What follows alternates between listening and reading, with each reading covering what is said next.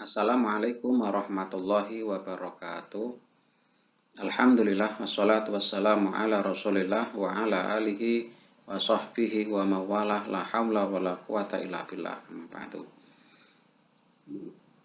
Anak-anak sekalian yang dirahmati Allah Subhanahu wa taala, kita masuki materi tentang sholat. Sholat itu sebenarnya ada dua, ada sholat fardu, yang kedua ada sholat sunnah.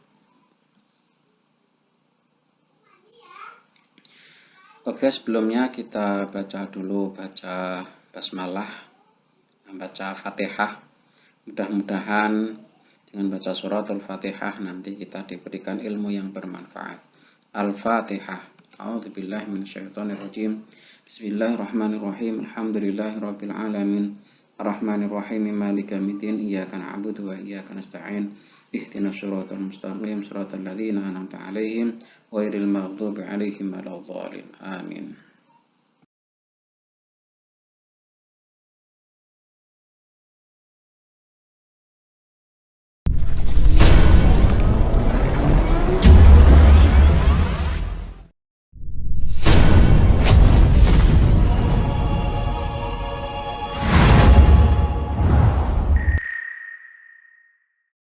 Kata Allah, sangat sedikit orang yang di waktu malam bangun. Sedikit orang yang di waktu malam, waktu sahur, waktu qiyamul lail baca istighfar. Sedikit orang yang meneteskan air mata. Kenapa? Nggak ada yang lihat. Lebih enakan tidur. Begitu. Ketika seorang mengalihkan tidur menuju kuburan, menuju amal-amal perbekalan kuburan, dia dapetin sorga.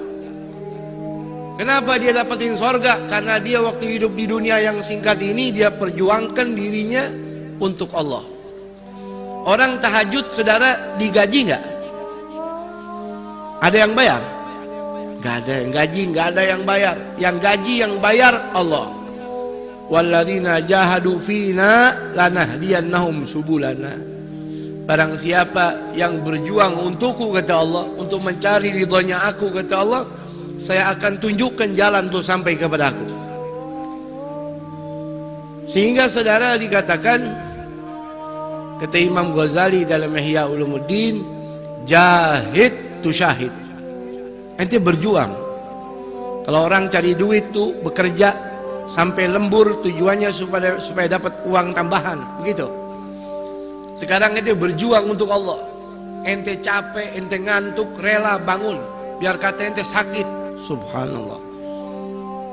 Man talabal ula sahiral layali. Kata Habib Ali Al-Habsyi, sahibul maulid, siapa orang mencari kedudukan di sisi Allah, dia wajib bangun malam, dia wajib tahajud.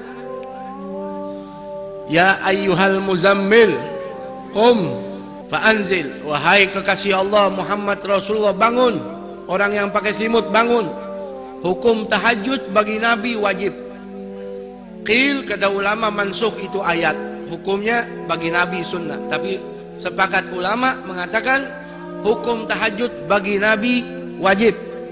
Wa minal laili fatahajjat bihi nafilatan laka asa an yab'atsaka rabbuka maqaman mahmuda. Ente tahajud ikhlas sama Allah, hidup ente berkah, nama ente terangkat. Mau tidak mau. Kenapa? Itu janji daripada Allah. Jangan lagi di hari kiamat, di dunia saja Allah angkat derajat orang yang ahli tahajud. Tahajud itu, saudara, sholat setelah tidur. Jadi kalau anda mengatakan tahajud belum tidur, itu bukan tahajud, karena nggak jadi beban, nggak jadi berat. Yang berat tidur dulu, lagi enak tidur, bangun. Dia tidur jam 1, jam 3 bangun. Berat gak? Berat gak? Luar biasa.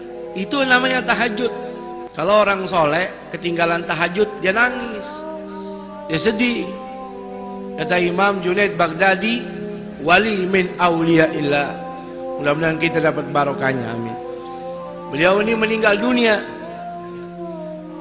orang kuburin jenazah beliau, tetangga samping rumahnya nggak tahu. Kebetulan lagi ambil kayu bakar di hutan. Sore baru kembali. dengar berita dari istrinya, tetangga kita nih Imam Junaid meninggal dunia tadi pagi, ente nggak sempat nguburin. Oh iya, nyesel dia. Saking nyeselnya tidur malam ke bawah mimpi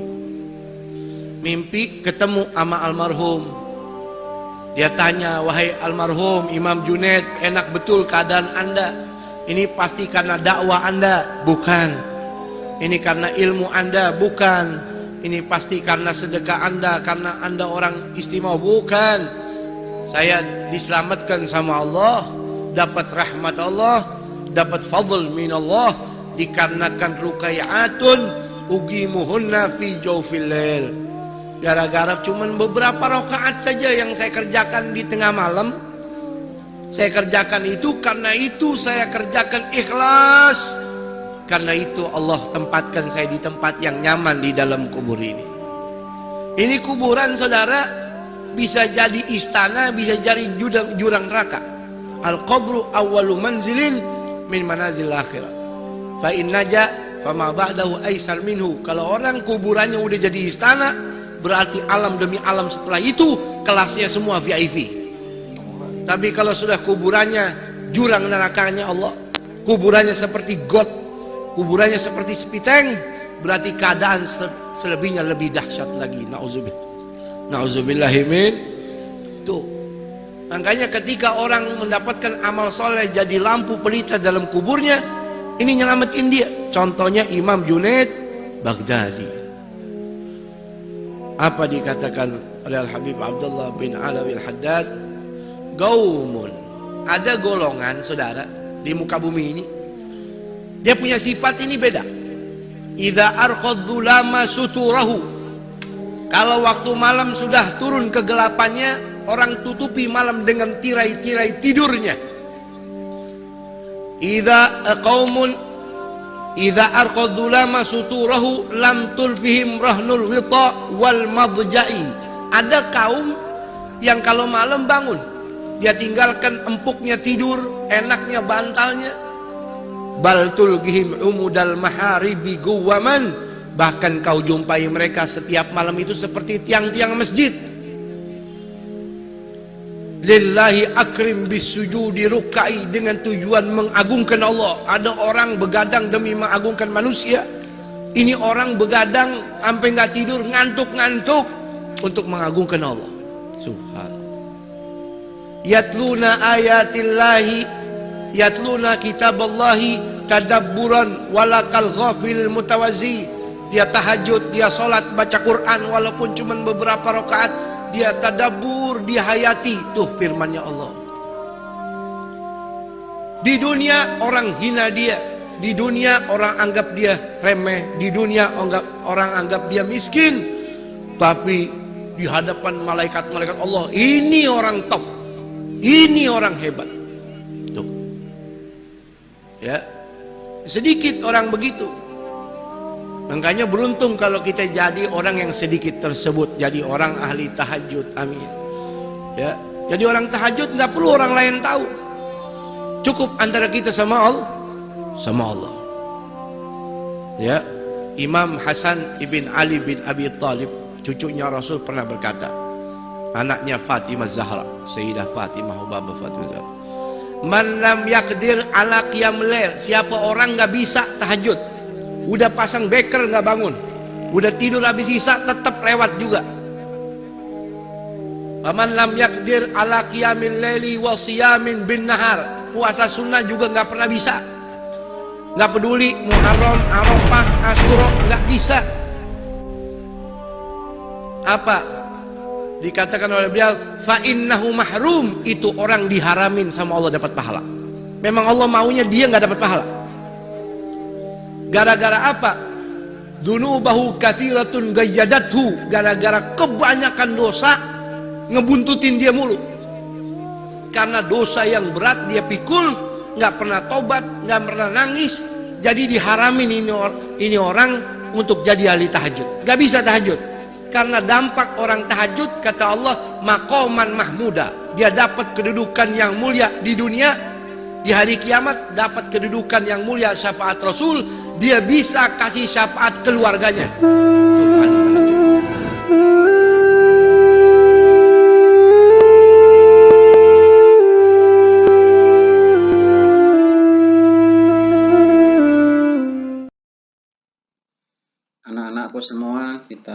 tentang pengertian sholat itu apa. Secara bahasa ada, secara istilah juga. Secara bahasa sholat itu adalah doa. Secara istilah sholat itu adalah serangkaian ucapan dan gerakan yang tertentu yang dimulai dari takbiratul ihram dan diakhiri dengan salam sebagai sebuah ibadah ritual.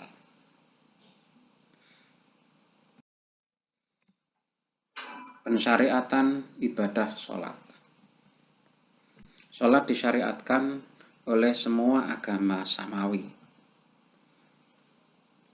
Wahyu kedua mewajibkan sholat. Sholat 5 waktu itu terjadi ya ketika Rasulullah Shallallahu Alaihi Wasallam itu melakukan peristiwa Isra Mi'raj. Versi yang pertama itu 27 Rajab tahun ke-7 Hijriah. Versi yang kedua itu tanggal 17 Ramadan tahun 12 Hijriah.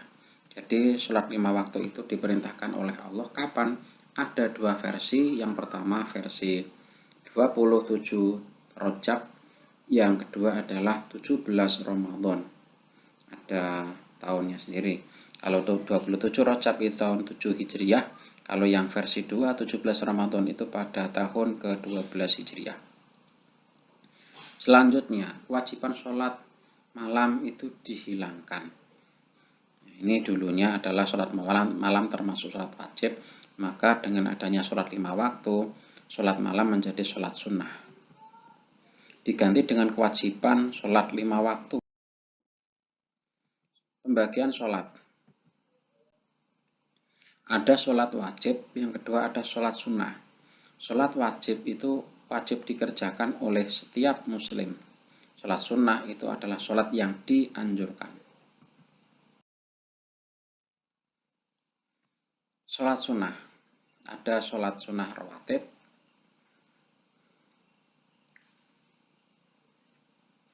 ada sholat duha, ada sholat istisqa, ada sholat tarawih, ada sholat id, ada gerhana, ada sholat tahajud, istikharah, dan sholat tasbih. Sholat sunnah rawatib.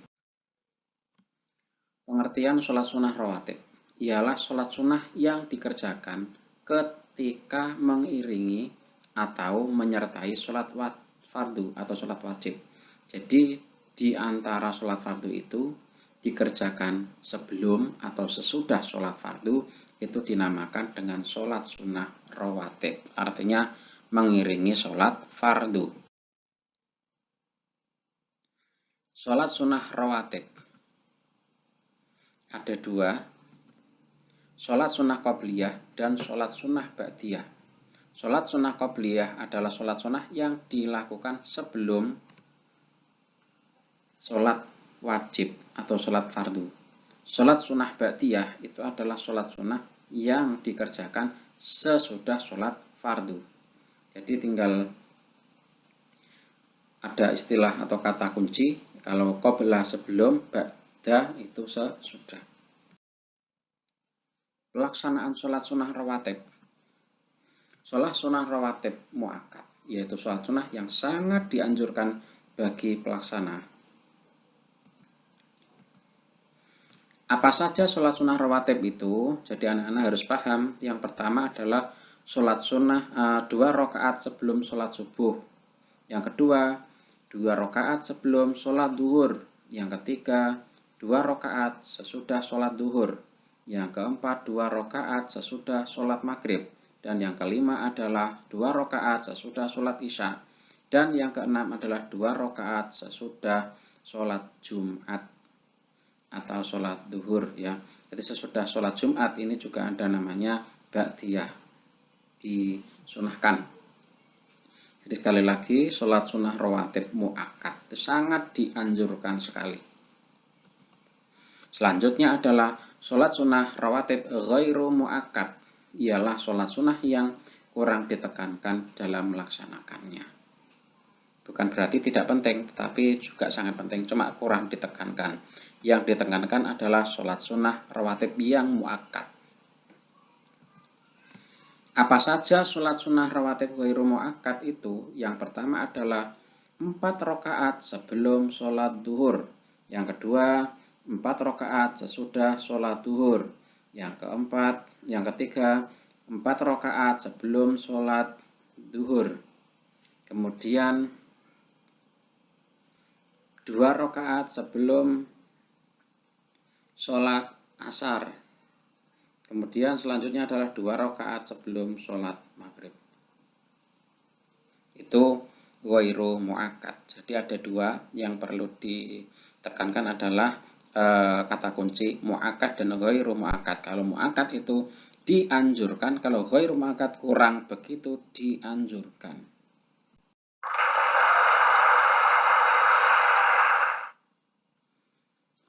Sholat sunnah qobliyah dilakukan sebelum sholat fardu. Ada 2 rakaat, ya, 2 rakaat sebelum sholat subuh. Kemudian untuk sholat ba'diyahnya tidak ada. Untuk sholat duhur itu 2 rakaat sebelum duhur dan 2 rakaat sesudah duhur.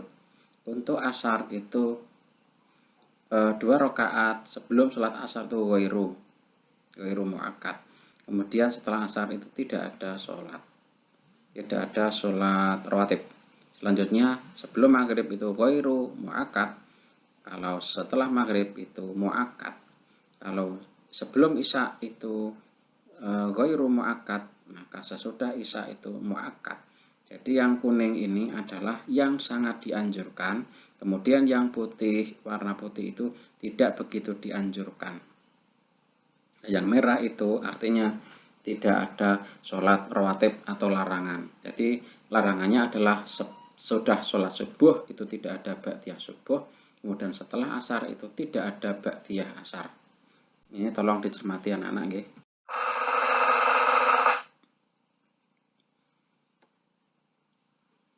Ini subuh muakkad. Ada sholat qobliyah, ada sholat ba'diyah. Jadi sholat subuh itu awalnya sebelumnya itu adalah muakkad, sangat dianjurkan. Kalau duhur itu adalah sebelum duhur 4 rakaat itu sangat dianjurkan, dan setelah duhur 4 rakaat itu juga sangat dianjurkan. 4 rakaat sebelum asar itu tidak begitu dianjurkan. Kemudian setelah asar itu tidak ada sholat rawatib atau tidak ada sholat ba'diyah. Selanjutnya maghrib 2 rakaat sebelum maghrib itu ghairu muakkad, tapi setelah maghrib itu muakkad. Selanjutnya 2 rakaat sebelum sholat isya itu adalah ghairu muakkad. Sesudah sholat isya adalah sholat sunnah muakkad atau rawatib yang muakkad. Jadi harus dicermati.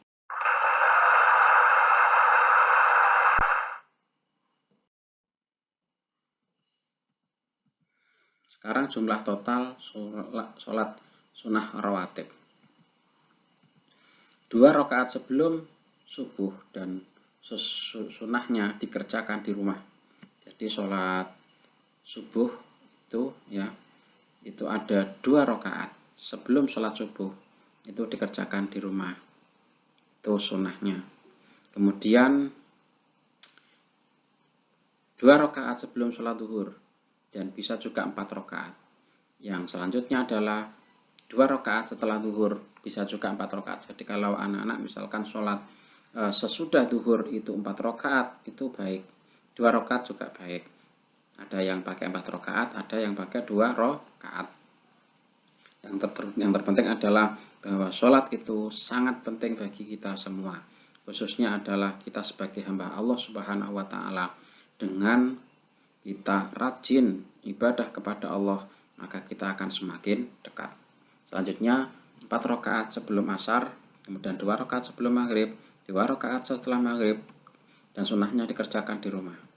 2 rakaat sebelum isya, 2 rakaat setelah isya, dan sunnahnya dikerjakan di rumah. 2 rakaat setelah Jumat. Total adalah 20 rakaat. 24 jika sholat duhurnya itu plus 4. plus 17 rakaat sholat wajib menjadi 37. Ini total jumlah rawatib. Ditambah sholat sunnah lain, duha, tahajud, maka bisa dilakukan sangat maksimal nantinya, ya, sangat banyak sekali. Ini waktu-waktu sholat duhur, sholat duha, ada subuh, imsak, dan lain sebagainya. Ini garis-garisnya, ada namanya garis bintang, ya. Ada huruf syamsi itu saat maghrib, ada tulu syamsi itu adalah saat sholat subuh munculnya matahari. Kemudian ada waktu istiwa, ada sholat duhur.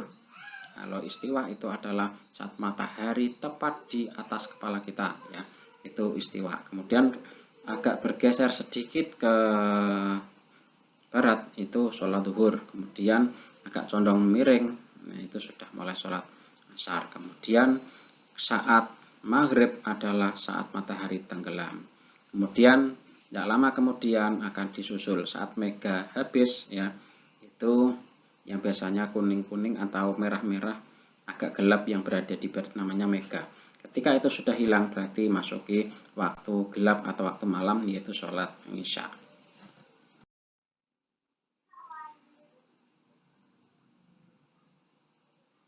Bacaan dan gerakan sholat sunnah rawatib sama dengan bacaan dan gerakan sholat wajib.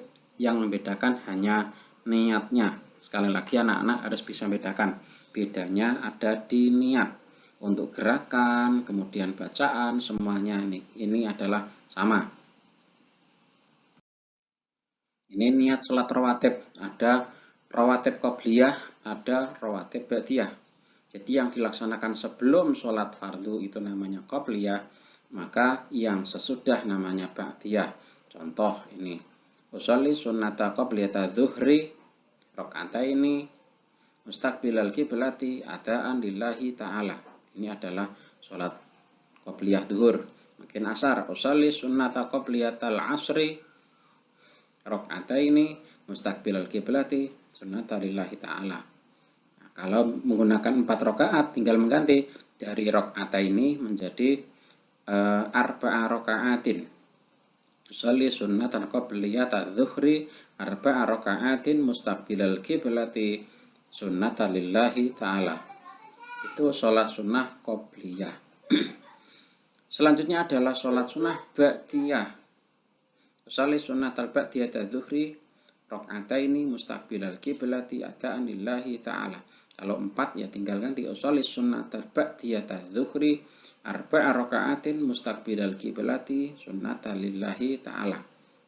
Ada yang pakai adaan, tapi ada yang langsung sunnata lillahi ta'ala. Dua-duanya boleh.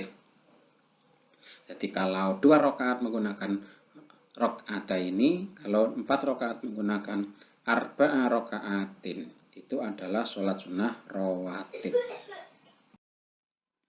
Jadi sekali lagi niatnya sangat simpel, ya. Ini usolli sunnata dzuhri rakaataini qobliyatan lillahi ta'ala.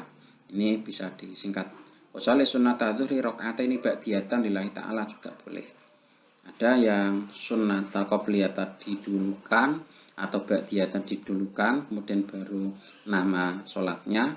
Tapi ada yang kok istilah qobliyatan itu di akhir. Contohnya usolli sunnata dzuhri rakaataini qobliyatan lillahi ta'ala. Kalau ba'diyah usolli sunnata dzuhri rakaataini ba'diyatan lillahi ta'ala. Misalkan sholat maghrib, usolli sunnatal maghribi rakaataini ba'diyatan lillahi ta'ala. Sholat isya juga tinggal ganti usolli sunnatal isya'i rakaataini ba'diyatan lillahi ta'ala. Jadi tinggal mengganti. Itu niat yang simpel. Nah, apa tujuannya? Sebenarnya adalah ketika kita beribadah kepada Allah, itu tidak lain bahwa kita akan ditempatkan, dibangunkan tempat di dalam surganya Allah Subhanahu wa Ta'ala.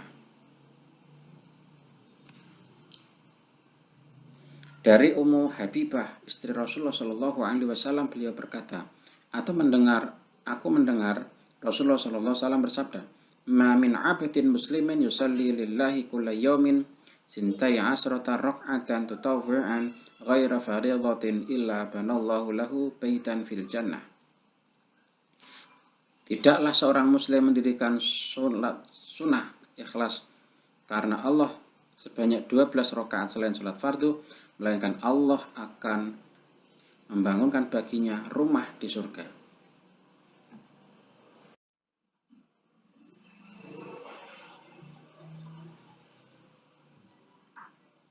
Hadis yang kedua.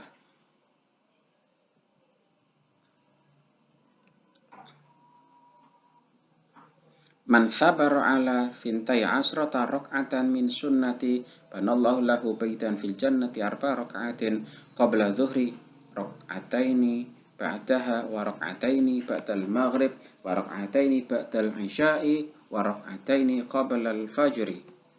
Barang siapa menjaga dalam mengerjakan sholat sunnah 12 rakaat, maka Allah akan membangunkan rumah untuknya di surga, yaitu 4 rakaat sebelum zuhur, 2 rakaat setelah zuhur, 2 rakaat setelah maghrib, 2 rakaat setelah isya, dan 2 rakaat sebelum subuh. Hadis riwayat Ahmad dan An-Nasai. Nomor 1772 dari Aisyah radhiyallahu anha. Sekarang bagaimana cara mempraktekkan sholat sunnah rawatib, ya anak-anak sekalian? Yang pertama adalah tidak didahului adzan dan iqamah.